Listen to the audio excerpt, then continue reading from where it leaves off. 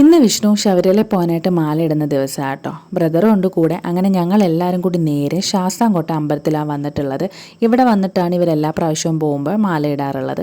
ഇതിൻ്റെ വെളിയിലൊരു ഷോപ്പുണ്ട്. അവിടെ കുറേ വെറൈറ്റി മാലകളും അതുപോലെ വേണ്ട സാധനങ്ങളൊക്കെ ഉണ്ട്. നമുക്ക് ഇവിടെ നിന്ന് വാങ്ങിക്കാം. അങ്ങനെ അതായത് ഇവർ മാലയൊക്കെ സെലക്ട് ചെയ്തുകൊണ്ടിരിക്കുക കേട്ടോ.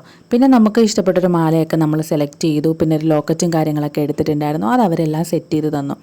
എൻ്റെ ചെറുപ്പത്തിൽ ഞാൻ ശബരിമല പോകുന്ന ടൈമിലാണ് ഞാൻ ഈ അമ്പലത്തിൽ വന്നിട്ടുള്ളത്. അതിന് ശേഷം ഇത്രയും വർഷങ്ങളായിട്ട് ഞാനിവിടെ വന്നിട്ടേ ഇല്ല കേട്ടോ.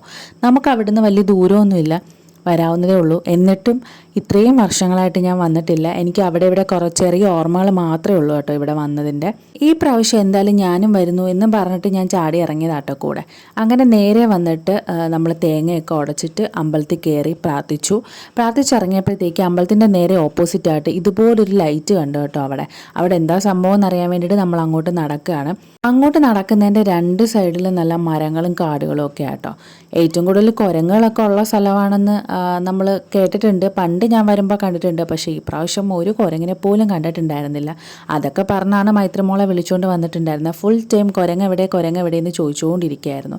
ഇതിലേക്കൂടെയുള്ള നടത്തം ഒരു ഇച്ചിരി പാടായിരുന്നു. കാരണം ചെറിയ ചെറിയ പൊടി കല്ലായിരുന്നു കേട്ടോ. കാലുറപ്പിക്കാൻ വയ്യാതെ ഞാൻ ഈ നടന്നു വരുന്നത്. പിന്നെ ഇതാണ് അമ്പലത്തിൻ്റെ മുൻവശം. വലിയ തിരക്കുകളും കാര്യങ്ങളൊന്നും ഉണ്ടായിരുന്നില്ല ചെന്നപ്പോൾ. അതുകൊണ്ട് തന്നെ നല്ല സമാധാനമായിട്ട് നിന്ന് തൊഴുത് പ്രാർത്ഥിച്ചിട്ട് പിന്നെ നമ്മൾ നേരെ പോയിട്ടുണ്ടായിരുന്നത് ശാസ്താംകോട്ട കായലിൻ്റെ അടുത്തോട്ടാട്ടോ. അമ്പലത്തിൻ്റെ തൊട്ട് പച്ചക്കൂട് തന്നെ ഇങ്ങനെ സ്റ്റെപ്പ് ഇറങ്ങി നേരെ നമ്മൾ ചെല്ലുന്നത് ആ ഒരു കായലിൻ്റെ ഒരു വ്യൂ പോയിന്റിലോട്ടാട്ടോ. അത് നല്ല അടിപൊളിയായിട്ടുണ്ടായിരുന്നു. എനിക്ക് തോന്നുന്നു നൈറ്റ് പോകുന്നതിനേക്കാൾ കുറച്ചുകൂടി പകൽ പോകുന്നതായിരിക്കും നല്ലത്. കാരണം മരങ്ങളും മഞ്ഞും കായലും ഒക്കെ ആയിട്ട് നല്ല അടിപൊളിയായിട്ടുള്ളൊരു സ്ഥലമാണ് കേട്ടോ. നൈറ്റ് ആയതുകൊണ്ട് തന്നെ കാര്യമായിട്ട് നമുക്കൊന്നും കാണാൻ പറ്റില്ല. എന്തായാലും കുറച്ചു നേരം അവിടെ നിന്ന് കറങ്ങിയിട്ട് നമ്മൾ വീട്ടിലേക്ക് തിരിച്ചു. വരുന്ന വഴിക്ക് നമ്മൾ അടുത്തുള്ളൊരു ചായക്കടയിൽ കയറിയിട്ട് ചായയും അതുപോലെ സ്നാക്സും ഒക്കെ കഴിച്ചിട്ടുണ്ടായിരുന്നു. അപ്പോൾ ഇത്രയേ ഉള്ളൂ വീഡിയോ. നാളെ കാണാം.